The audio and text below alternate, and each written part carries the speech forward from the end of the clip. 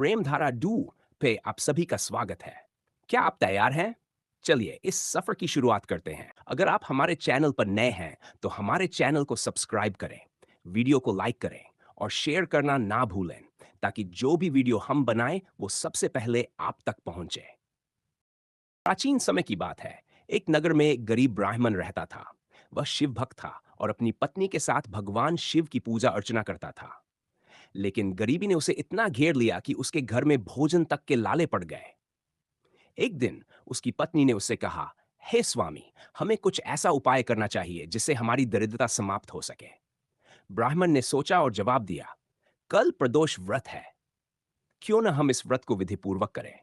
भगवान शिव अवश्य हमारी सहायता करेंगे। अगले दिन ब्राह्मण और उसकी पत्नी ने पूरे विधि विधान से प्रदोष व्रत किया।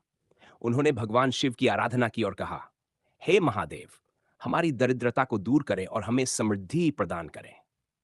उस रात भगवान शिव ने स्वप्न में ब्राह्मण से कहा, तुम्हारे व्रत और श्रद्धा से मैं प्रसन्न हूं।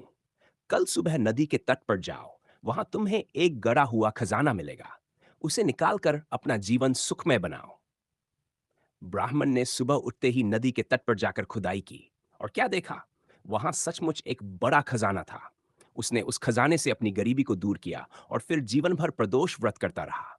इस प्रकार प्रदोष व्रत करने से भगवान शिव की कृपा से सभी कष्ट दूर होते हैं और सुख समृद्धि प्राप्त होती है।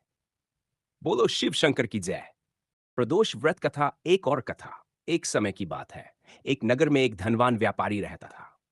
उसके पास धन दौलत की कोई कमी नहीं थी, लेकिन उसकी सबसे बड़ी चिंता थी कि उसका कोई संतान नहीं थी। उसने हर प्रकार की पूजा अर्चना की, लेकिन कहीं से भी उसे संतान सुख नहीं मिला। एक दिन वह बहुत दुखी होकर जंगल में चला गया। वहां उसे एक साधु मिले। व्यापारी ने उन्हें अपनी समस्या बताई और कहा, हे महात्मा, मेरे पास सब कुछ है, लेकिन बिना संतान के मेरा जीवन अधूरा है। कृपया मुझे कोई उपाय बताइए।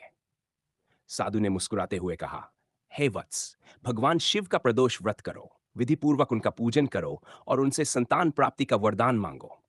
महादेव की कृपा से तुम्हारी यह समस्या अवश्य दूर होगी। व्यापारी ने साधु की बात मानी। उसने पूरे भक्ति भाव से प्रदोष व्रत करना शुरू किया। हर महीने के शुक्ल और कृष्ण पक्ष के प्रदोष पर वह शिवालय जाकर भगवान शिव और माता पार्वती का पूजन करता। कुछ ही महीनों बाद उसकी पत्नी ने उसे यह शुभ समाचार दिया, स्वामी, भगवान शिव की कृपा से मेरे गर्भ में संतान है।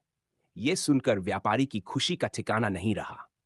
जब संतान का जन्म हुआ, तो व्यापारी ने भव्य शिव मंदिर का निर्माण कराया और जीवन भर प्रदोष व्रत करता रहा। इससे यह सिद्ध होता है कि प्रदोष व्रत से भगवान शिव अपनी कृपा अवश्य बरसाते हैं। हर हर महादेव।